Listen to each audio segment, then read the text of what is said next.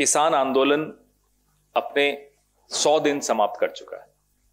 इन 100 दिनों में 255 मौतें हुई, एक दिन में 2 से भी अधिक। आप में से किसी ने मोदी जी के मुंह से, किसी मंत्री के मुंह से कोई संवेदना का एक शब्द भी अगर सुना हो तो हम सबको स्मरण करा दीजिए, हमने नहीं सुना, किसानों ने नहीं सुना। उनका अपमान किया गया, ताने कसे गए, उनके आंसुओं तक की हंसी उड़ाई गई। लेकिन इतने किसान बारिश, ओले, सर्दी और अब गर्मी झेलते हुए वहां बैठे हैं, दिल्ली के चारों तरफ बॉर्डर्स पे बैठे हैं, लेकिन सरकार के उस फोन की प्रतीक्षा कर रहे हैं जिस फोन का वादा प्रधानमंत्री जी ने स्वयं किया था। आज तक वो फोन नहीं गया। मीडिया पर क्या दबाव है ये तो अब हम बखूबी जान चुके हैं पिछले कुछ दिनों में, कि जो मीडिया देख रहा है वह अब दिखा पाने की भी स्थिति में नहीं है। सबको मालूम है क्या हो रहा है, आंदोलन दिन प्रतिदिन बढ़ रहा है, लेकिन खबरों से आंदोलन गायब है। बार बार किसान आंदोलन को बदनाम करने के प्रयास किए गए, वो आप सबने सुने, देखे, महसूस किए।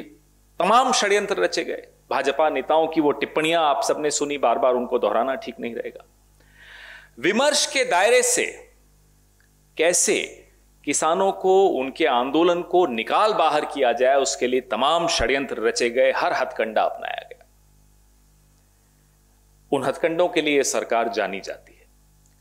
मध्यम वर्ग का ध्यान व समर्थन किसान आंदोलन की तरफ नहीं जा पाता, जाहिर सी बात है, क्योंकि सरकार ने हमें और आपको व्यस्त रखने का तमाम इंतजाम कर रखा है। जब हम और आप अपनी ही उधेड़-बुन में लगे रहेंगे तो हम किसी और की सुध कैसे लेंगे? यह बात सरकार बहुत अच्छी तरह समझती है।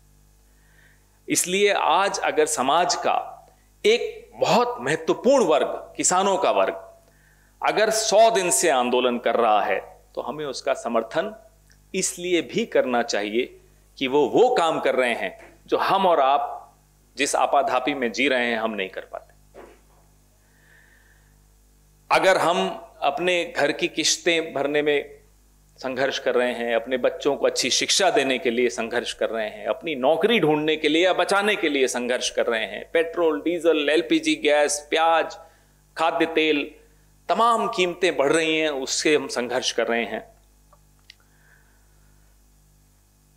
तो एक वर्ग ऐसा है जो आपके और मेरे संघर्ष को सड़क पर लाया है।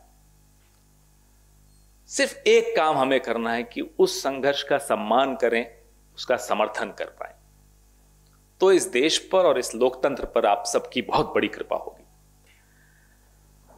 आज सरकार की नीतियों के खिलाफ कई लोगों के मन में आक्रोश है, अलग अलग वर्ग है, व्यापारी वर्ग है, महिला सुरक्षा को लेकर हम आंदोलित हैं, लेकिन नहीं कुछ कर पा रहे क्योंकि जैसा कि मैंने कहा हम आपाधापी में लगे हुए हैं।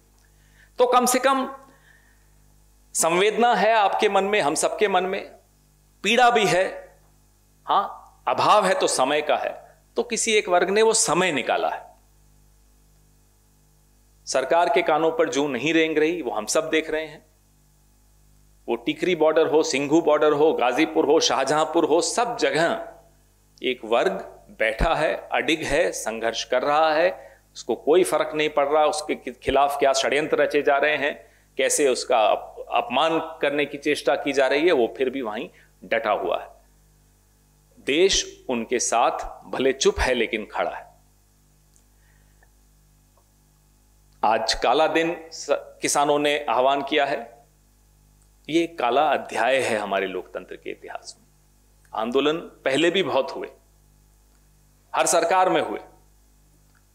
जब राजीव गांधी जी की सरकार थी, बोट क्लब पर किसान जमा हो गए थे, लाखों किसान थे।